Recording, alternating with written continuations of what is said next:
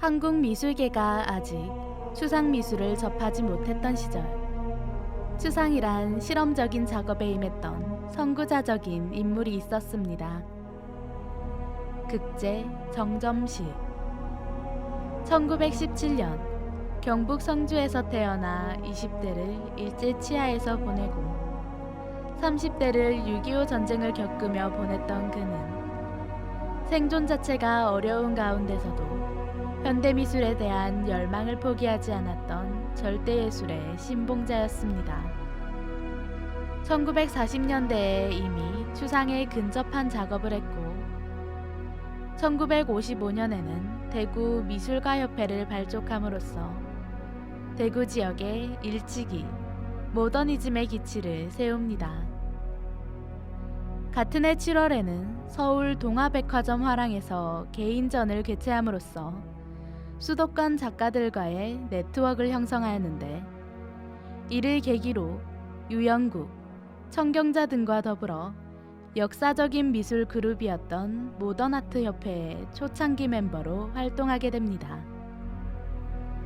일제의 잔재를 청산하지 못한 국전에 대항하여 불굴의 전위적 의식을 불태웠던 모던아트 협회.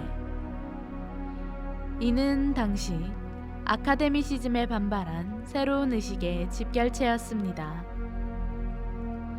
하지만 이런 시대적 앞선 못지않게 중요한 사실은 그가 서구 미술을 일방적으로 답습하는 데 머물지 않았다는 점입니다. 극제의 작업은 사각형들의 집적으로 축약되는 미니멀한 형태들이면서도 서구 기하학적 추상에 담긴 기계적이고 차가운 성격이 없는 화면들이었고, 서예적 충동에 근거한 즉흥적인 표현을 담아내면서도 액션 페인팅의 격동적이고 걸러지지 않은 감정의 폭발이라기보다는 절제와 균형 감각, 숨고르기가 중요한 그림들이었습니다.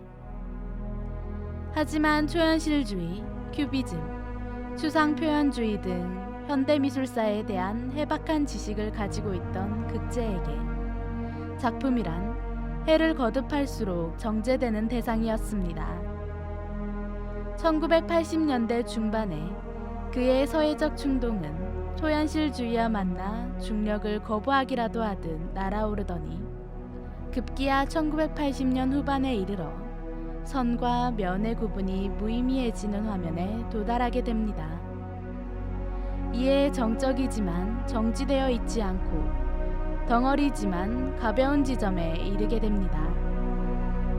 하지만 화합됨과 동시에 이들은 다시 획, 면, 형, 색이 용해되고 해체되어 형상이 있는 것과 형상이 없는 것 사이에 신비로운 지점을 점유합니다.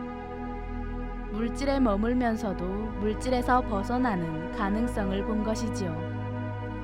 무수한 겹과 색으로 저변의 깊이를 가늠할 수 없는 그의 화면은 이차원성의 반대급부로 치달음으로써 환원주의 모더니즘의 또 다른 가능성을 보여줍니다.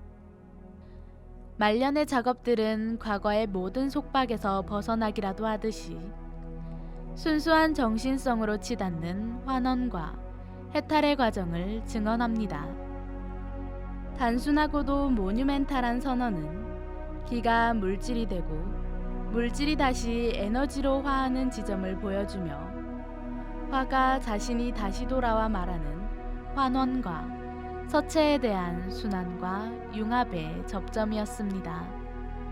1964년 계명대학교 미술학과가 신설된 직후 미술학과의 첫 교수로 부임하여 전국적인 명성을 가지게 된 계명대 미술대학의 위상을 높이는데 지대한 공헌을 했던 극제 정점식.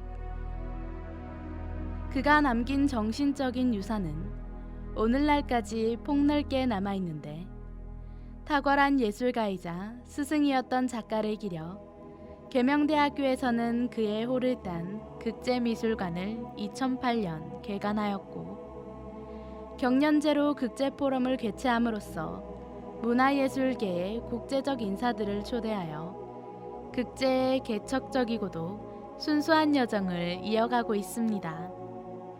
그 밖에도 패션 디자이너의 텍스타일 디자인에서 무용가의 안무 공연에 이르기까지 극제의 영감을 받은 다양한 사람들이 극제를 기렸는데 2009년 부산국제영화제에서는 극제의 밤의 노래를 배경으로 행사의 공식 포스터를 제작하여 사회 전반으로 확산되는 작가의 수작을 보여줍니다. 거대한 서구화의 물결 속에서 한국인의 자리를 끊임없이 고민했던 극제. 시련과 역경 속에서도 시대를 이끄는 탁월한 미술가이자 존경받는 교육자로 자신만의 길을 꿋꿋이 걸었던 그는 정녕 심겨진 곳에서 꽃을 피운 사람이었습니다.